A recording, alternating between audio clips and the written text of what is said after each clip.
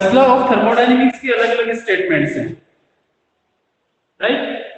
First जो statement हम लोग जो शुरू से पढ़ते आ रहे हैं वो ये है कि ऊर्जा को हम न तो उत्पन्न कर सकते हैं न ही नष्ट कर सकते हैं, ठीक है। या इसको ऐसे ही बोल सकते हैं, energy neither be created nor be destroyed, right. इसी का स्टेटमेंट ये है। दूसरा स्टेटमेंट ये भी है कि ब्रह्मांड की कुल ऊर्जा संरक्षित है, the total energy of the universe is conserved. मतलब संरक्षित का मतलब ये कि वो कुल ऊर्जा जितनी है उतनी ही रहेगी, नष्ट नहीं होगी। तो ये एक दूसरा स्टेटमेंट हो गया।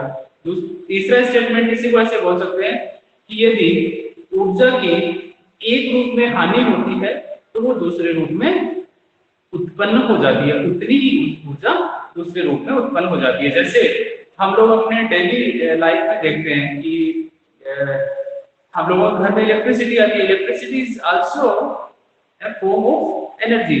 सो वो जो इलेक्ट्रिसिटी हम अपने घरों में यूटिलाइज करते हैं, आप किसी बल्ब को से उससे लाइट प्रोड्यूस कर रहे हैं, या फैन से मैकेनिकल वर्क करवा रहे हैं, या रेफ्रिजरेटर को यूज कर रहे हैं, तो वहां पर क्या कर रहे हैं, हम उस इलेक्ट्रिकल एनर्जी को कन्वर्ट कर रहे हैं, मैकेनिकल एनर्जी में कर रहे हैं, लाइट एनर्जी में कन्वर्ट कर रहे हैं।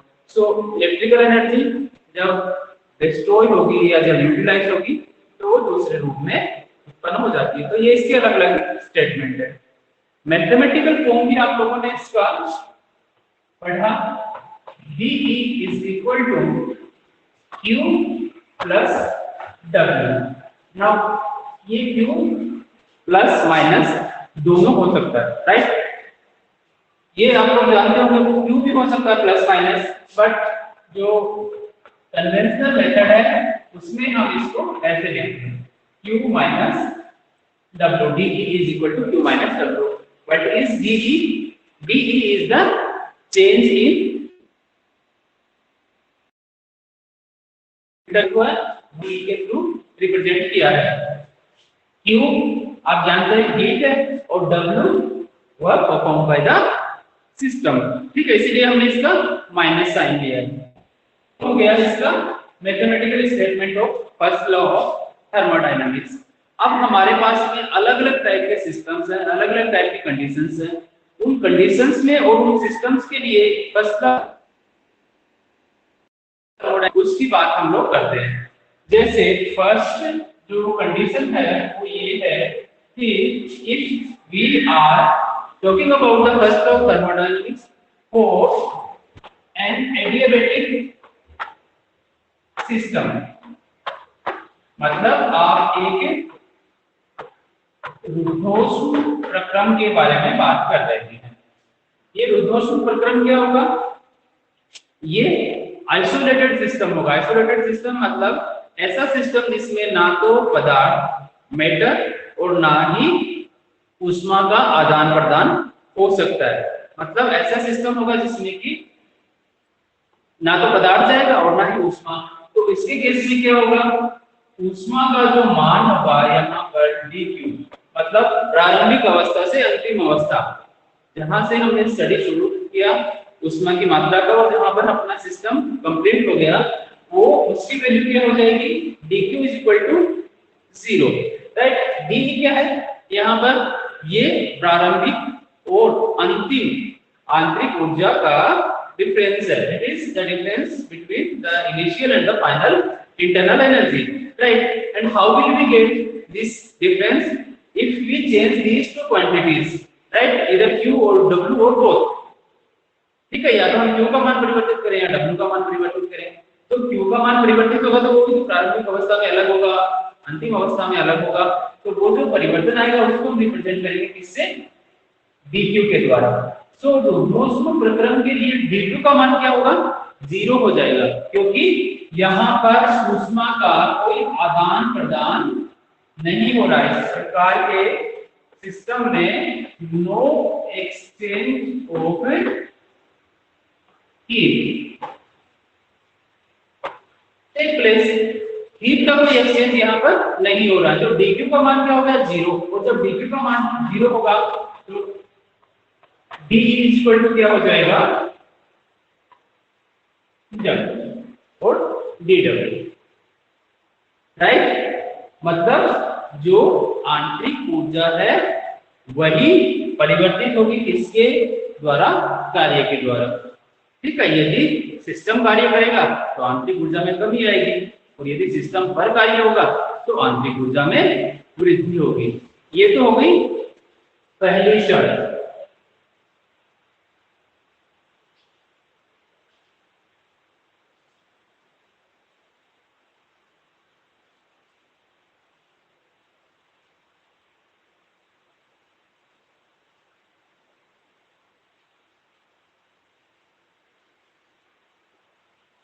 दूसरा नंबर 2 क्या हो सकता है, मान लो कि हमारा जो सिस्टम है वो किस टाइप का है, साइक्लिक सिस्टम है, चक्रीय प्रक्रम के लिए।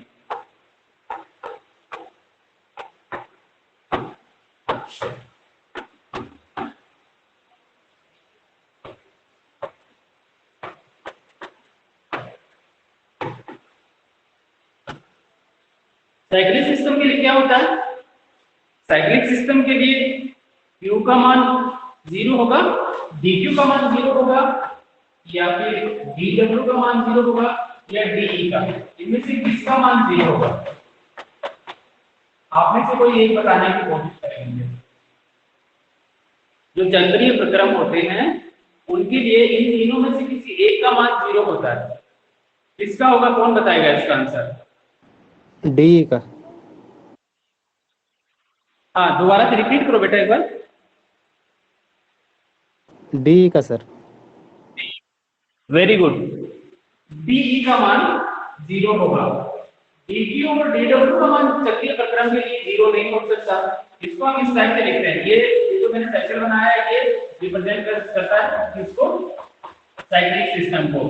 तो इसके लिए डीई का मान क्या हो जाएगा, 0। तो डीक्यू और डीडब्ल्यू 0 नहीं हो सकते। कोई इसका आंसर देगा क्यों नहीं हो सकते 0?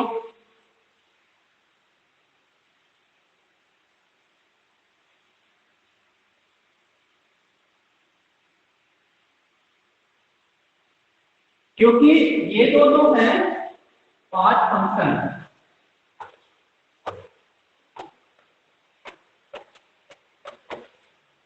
क्या है दोनों? पांच फंक्शंस हैं। मतलब सिस्टम में जो हम परिवर्तन कर रहे हैं, प्रारंभिक अवस्था से अंतिम अवस्था तक उसको लेके जा रहे हैं, तो उस परिवर्तन में ऊष्मा में हुआ परिवर्तन और कार्य में हुआ परिवर्तन उस पाथ पर डिपेंड करेगा जिस पाथ से हम वो परिवर्तन करवा रहे हैं। राइट। सो आप प्रारंभिक से अंतिम अवस्था तक गए, अंतिम से प्रारंभिक तक आए, तो वहां पर ये जो परिवर्तन होंगे ये परिवर्तन शून्य के बराबर नहीं होंगे, मतलब इनका कुछ मान होगा। जबकि आंतरिक ऊर्जा है ये क्या है, अवस्था फलन है। ठीक है, अवस्था फलन है, इसलिए इसका मान पाथ पर डिपेंड नहीं करेगा। प्रारंभिक और अंतिम अवस्था, मतलब प्रारंभिक अवस्था में जो इसके लिए अलग अलग जो क्वांटिटीज के पी वी इनके जो मान थे, राइट, टेम्परेचर, ये जितने जो मान थे प्रारंभिक अवस्था में, उसी के अकॉर्डिंग अंतिम अवस्था से जाने के बाद जो वापस आएगा तो वही मान रहेंगे। तो वहां आंतरिक ऊर्जा का मान वैसा का वैसा आ जाएगा। सिस्टम एक अवस्था से लोड करके वापस आता है तो आंतरिक ऊर्जा वैसी रहेगी। तो वहां पर डी की वैल्यू क्या हो जाएगी, equal to Q minus W, right. 0 is equal to Q minus W। D का मान क्या हो गया, 0 हो गया। तो इसी को हम ऐसे लिख सकते हैं, Q is equal to cyclic processes के लिए। इसको अपन कैसे, क्या मतलब स्टेटमेंट क्या हो सकता है इसके लिए, साइक्लिक प्रक्रम के लिए, चक्रीय प्रक्रम के लिए, साइक्लिक प्रोसेसेस के लिए किया गया कार्य ऊष्मा में परिवर्तन के बराबर होगा। ठीक है, यदि सिस्टम पर कार्य किया गया तो ऊष्मा में वृद्धि होगी, और सिस्टम द्वारा कार्य किया गया तो ऊष्मा के मान में कमी होगी। ठीक है, ये वाला समझ में आया आपको? ओके, अब नेक्स्ट थर्ड जो सिचुएशन है वो क्या है, ये है आइसोकोरिक सिस्टम।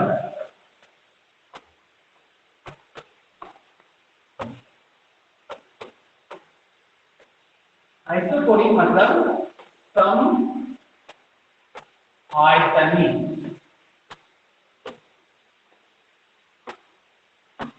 प्रक्रम। समायतनी प्रक्रम क्या होंगे? ये ऐसे प्रक्रम होंगे जो कि किसी क्लोज एपरेटर्स में करवाए जाएंगे। ठीक है, क्लोज एपरेटर्स में मतलब वहां पर उसका आयतन परिवर्तन संभव नहीं है। ठीक है, तो इस प्रकार के प्रक्रम के लिए जब क्लोज होगा मतलब उसका आयतन परिवर्तन नहीं हो सकता, तो dV का मान क्या हो जाएगा? 0। dV क्या है यहाँ पर? dV क्या है? आयतन में होने वाला सूक्ष्म परिवर्तन। ठीक है, the infinite change in the volume, so this will be equal to 0 for isochoric processes। तो इसका हम कैसे लिख सकते हैं? dE is equal to Q minus W, और इसी को आप कैसे लिख सकते हैं? Q minus P dV, P delta. इसको ऐसे लिख सकते हैं। अब ये तो मान क्या हो गया? 0 के बराबर होगा, और 0 को आप 3 से मल्टीप्लाई करेंगे तो क्या आएगा? 0। तो इसका मतलब क्या हो जाएगा? DE is equal to Q। DE is equal to क्या हो जाएगा? Q। ऐसे प्रक्रम जिनमें आयतन में परिवर्तन संभव नहीं है, वहां पर दी गई या ली गई ऊष्मा आंतरिक ऊर्जा के मान में परिवर्तन करती है। तो इसको देखो एक सबस्क्रिप्ट के साथ हम लिखते हैं, इसको एक सबस्क्रिप्ट के साथ लिखते हैं, इसको लिखते हैं DE is equal to QV। इसको याद रखना बच्चों। ये जो मैंने लगाया है नीचे की ओर लगाया है, ये इसको बोलते हैं सबस्क्रिप्ट। यहाँ पर लिख के बताता हूँ। सपोज मैं जैसे ये लिख रहा हूँ A X Y। ठीक है, तो X तो कहलाता है सुपर स्क्रिप्ट, और ये कहलाएगा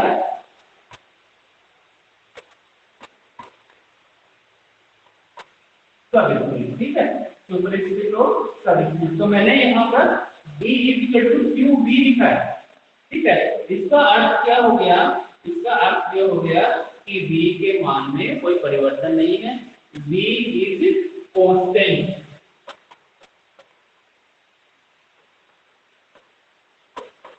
V का मान स्थिर है। आई होप आप लोगों को ये तीनों समझ में आए होंगे, और आपको अगर एग्जाम में पूछा जाता है तो आप इसके बारे में आसानी से वो फॉर्मूला लिख पाएंगे। ठीक है, आपसे ये पूछेंगे कि right the mathematical form of first law of thermodynamics for adiabatic process और फॉर आइसोकोरिक प्रोसेस, राइट? तो उस केस में आपको ये वाला स्टेटमेंट ऐसे लिखना है। अब इस फर्स्ट लॉ की कुछ लिमिटेशंस हैं।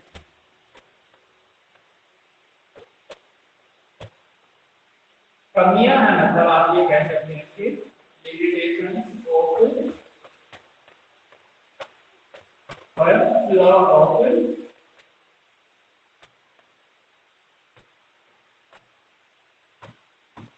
थर्मोडायनामिक्स।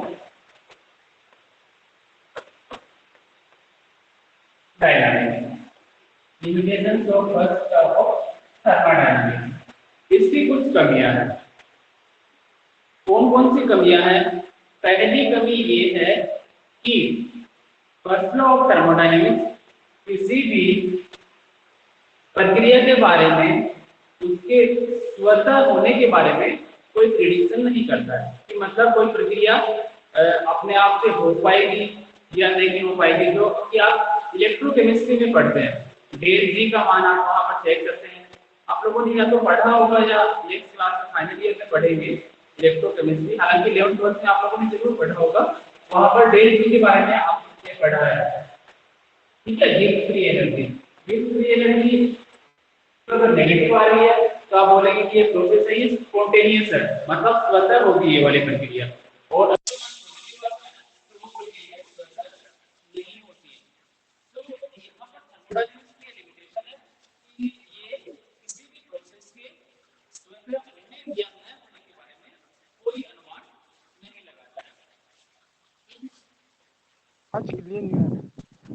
वॉइस नहीं आ रहा है सर। सर वॉइस नहीं आ रहा। वॉइस नहीं आ रही है। सर वॉइस नहीं आ रही। सर सर आपका वॉइस नहीं आ रहा। हेलो। आवाज नहीं आ रही है।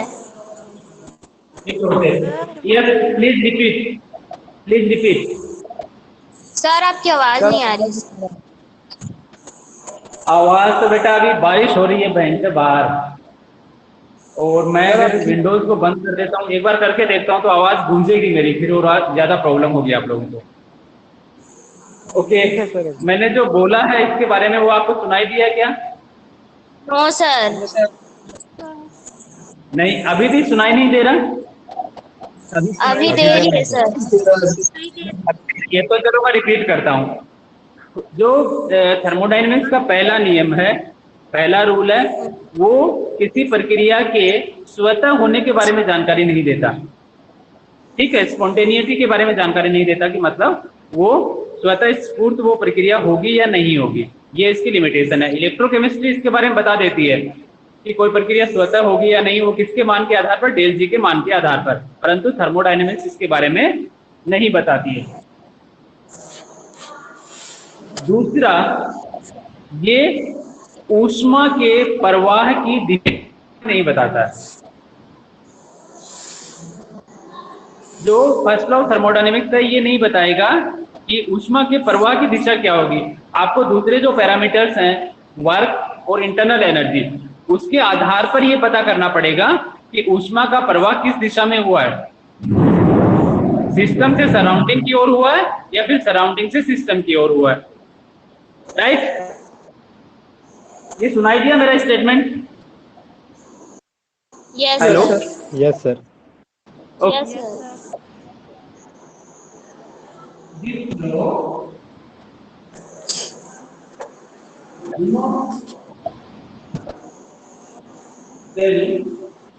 About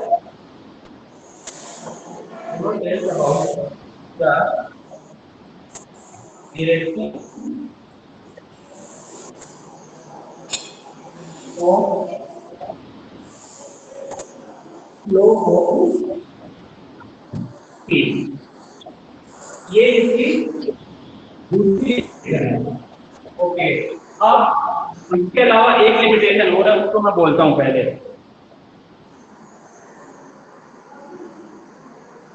दूसरी, तीसरी और जो अंतिम वो ये है कि थर्मोडायनेमिक्स का पहला नियम यह नहीं बता पाता है कि ऊष्मा को कितनी मात्रा में, मतलब कितनी ऊष्मा को कार्य में बदला जा सकेगा, या फिर कितना कार्य करेंगे, कुछ कार्य अगर करेंगे तो उससे कितनी ऊष्मा उत्पन्न होगी, वाइस वर्सा, मतलब दोनों के बारे में नहीं बता सकता। आपने देखा होगा Q इज W था, राइट? ठीक है, सो Q इज W का मतलब क्या हो गया? किया गया कार्य ऊष्मा में परिवर्तन के बराबर होगा। अब कितना कार्य होगा, कितनी ऊष्मा उत्पन्न होगी, इसके बारे में फर्स्ट लॉ ऑफ थर्मोडायनेमिक्स नहीं बताता है।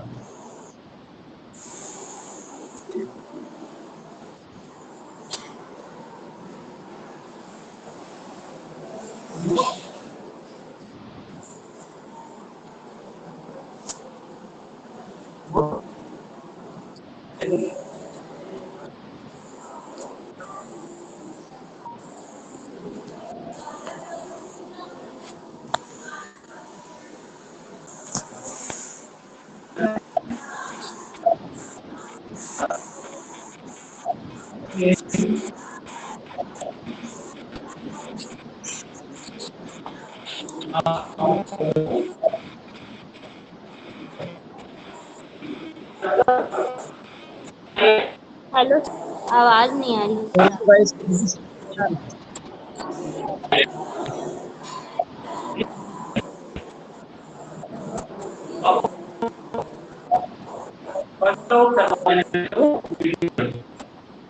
आवाज क्लियर नहीं। आपके एग्जाम है, तो आई होप आप लोगों को समझ में ये आया होगा। सर आवाज क्लियर नहीं आ रही। मैं क्या सर वीडियो रुक गया था सर। हेलो। सर आवाज क्लियर नहीं आ रही, आवाज क्लियर नहीं हो रही है सर। आवाज क्लियर नहीं हो रही है, तो क्या करें अभी?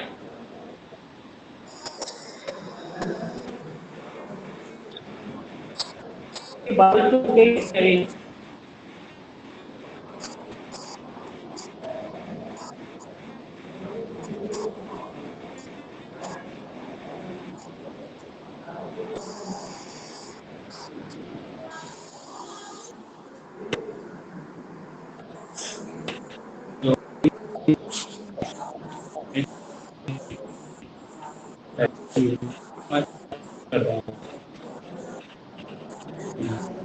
वॉइस कट रहा है सर, कुछ समझ नहीं आ रहा।